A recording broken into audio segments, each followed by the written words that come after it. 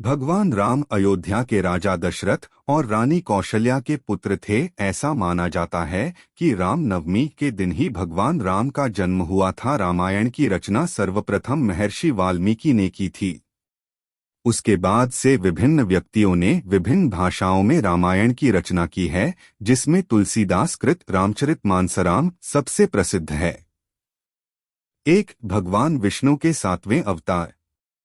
भगवान राम को भगवान विष्णु के 10 अवतारों में 7वां अवतार माना जाता है। भगवान राम से पहले भगवान विष्णु ने मत्स्य, मछली, कूर्म, कछुआ, वराह, सुअर, नृसिंह, मनुष्य एवं सिंह, वामन, बौना और परशुराम के रूप में, जबकि बाद में कृष्ण, बुद्ध और कल्कि अवतार होना बाकी के रूप में अवतार लिया था। 2 सबसे पुराने मानवीय देवता।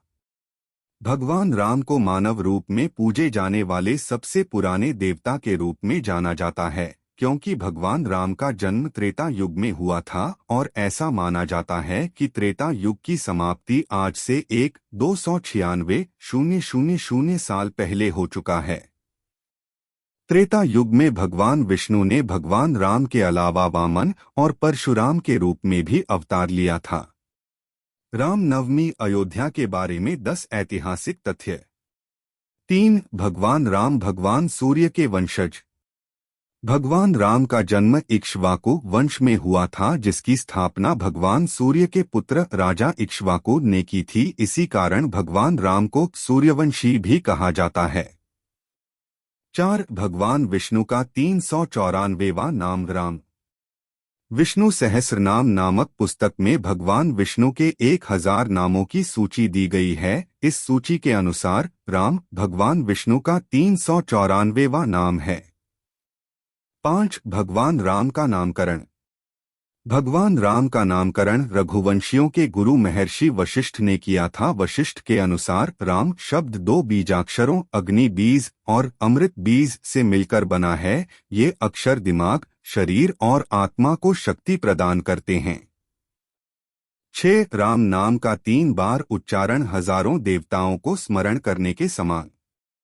महाभारत में वर्णित है कि एक बार भगवान शिव ने कहा था कि राम का नाम 3 बार उच्चारण करने से 1000 देवताओं के नामों का उच्चारण करने के बराबर फल की प्राप्ति होती है। आपको यह जानकर आश्चर्य होगा कि भगवान शिव भी ध्यानावस्था में भगवान राम के नाम का ही उच्चारण करते हैं।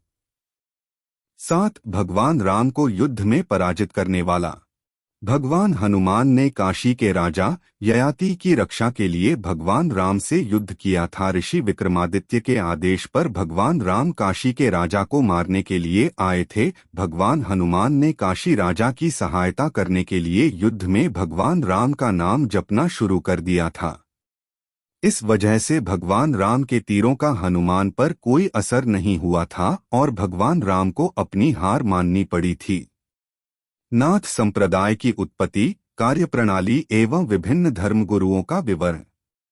8 राम सेतु का निर्माण एवं लंबाई।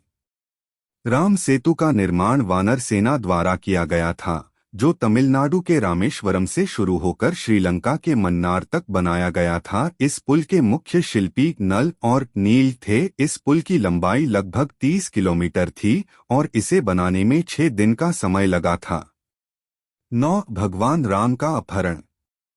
रावण के भाई अहिरावण ने भगवान राम और लक्ष्मण का अपहरण किया था और महामाया देवी को बलि देने के लिए उन्हें पाताल लोक में ले गया था, लेकिन भगवान हनुमान ने अहिरावण को मारकर भगवान राम और लक्ष्मण को मुक्त कराया था। 10 भगवान राम का राज्यकाल। भगवान राम ने 11,000 वर्षों तक अयोध्या राज्य पर शासन किया था। इस स्वर्णिम काल को राम राज्य के रूप में जाना जाता है। 11 भगवान राम द्वारा समाधि लेना। ऐसा माना जाता है कि जब सीता ने पृथ्वी के अंदर समाहित होकर अपने शरीर का परित्याग कर दिया, तो उसके बाद राम ने सरयू नदी में जल समाधि लेकर पृथ्वी लोक का परित्याग किया था। भगवान राम ने सभी के लिए जीवन जीने हेतु सही रास्ते का आदर्श प्रस्तुत किया है। रामनवमी उन्हीं सब बातों को याद करने का और अपनी जिंदगी में अपनाने का दिन है। आथ इस रामनवमी हम सभी भगवान राम के महान आदर्श को अपनी जिंदगी में अपनाएं और उनके आशीर्वाद से अपना जीवन सफल बनाएं। वीडियो पसंद आई हो तो लाइक करें, सब्सक्राइब करें। राम राम।